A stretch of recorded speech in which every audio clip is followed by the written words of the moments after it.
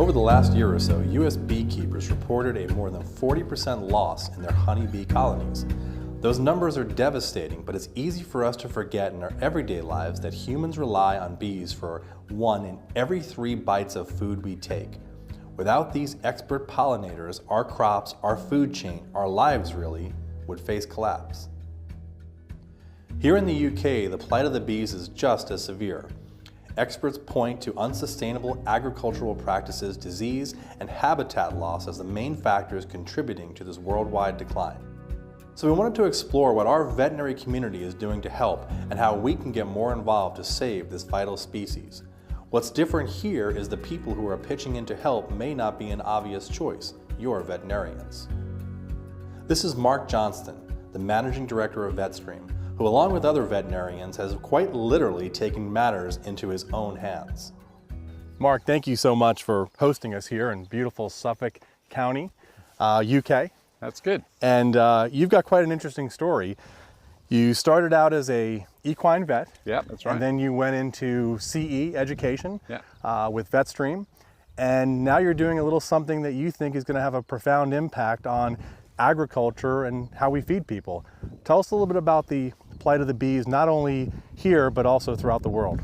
Yeah, Tom, the bee problem is a really serious issue. We've got 24% of the UK agriculture is as a result of pollination plants. So those are apples, strawberries, all sorts of different garden vegetables, those sort of things. And 56% of that pollination is going to be as a result of bees. So there's a real importance of the bee. And as a result of diseases and also the use of some chemicals like neonicotinoids, we have seen a drastic reduction in bee population.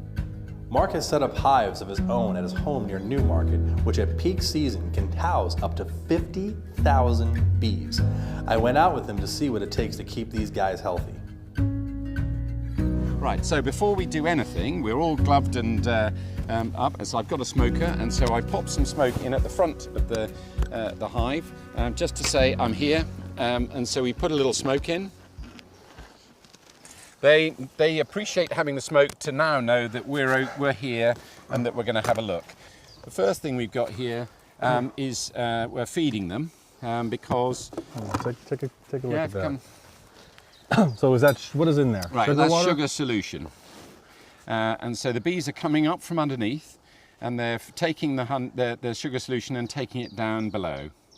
So they're getting food, because at the moment they're probably not getting that amount of nectar. There isn't that much flow from the fields. Yeah. So is that just normal table sugar? Yeah, table sugar mixed with water in a solution. Yeah. And we're now in the first layer of where things are. This is what we call the super. You could see the honeycomb down in through there, and that's all made. That's naturally made by them. That's not. Yeah, I'll show you. So we just put a little bit of this saying, "Hi, we're here." Okay. In fact, Tom, if you do that, I'll tell you what to do. I'll be happy to. So the first thing we do is, when a hive starts, is we produce these frames, and this is just wax with little imprints on there. You can see the little squares. Do you see the shape? Oh wow! Look at them on there now. Right. So here, this is just a little puff. That's fine. That's fine. So they are. You can see some little glistening sugar solution in there, which is the honey. So we'll pop them back. All of these bees in here are putting in the sugar that we've just seen feeding. Some of them will be putting that into as food, and others will be using that sugar to convert to this structure, which they will subsequently put the honey into. But you don't have to go as far as raising your own bees to be part of the solution.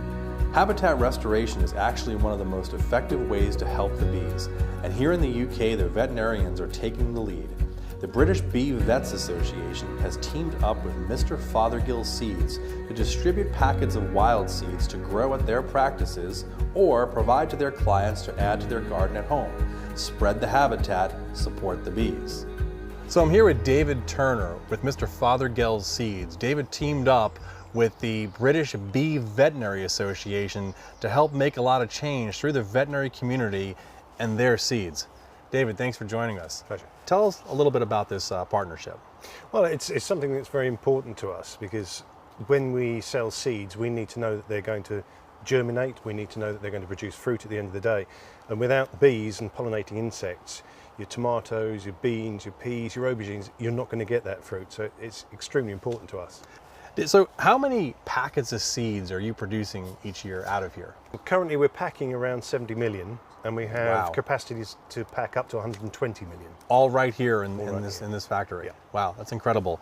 And did you ever think that you'd be teaming up with veterinary professionals to on a venture like this? No, I can't say that we did, but I think it's very exciting for us. Excellent. David, thanks so much for joining us. Thank you. Bees are the only insect classified as a food animal, and with the new mandate that went into effect in January of 2017, beekeepers now need veterinary approval to purchase drugs like antibiotics and antimicrobials. This leaves the veterinary community in a position to step up and join the fight. So plant a garden, start a hive, or get some continuing education. The AVMA's Honeybees 101 materials on their website is a good place to start, or you can reach out to the Honeybee Veterinary Consortium. The bees' lives, and to some extent our own, depend on it.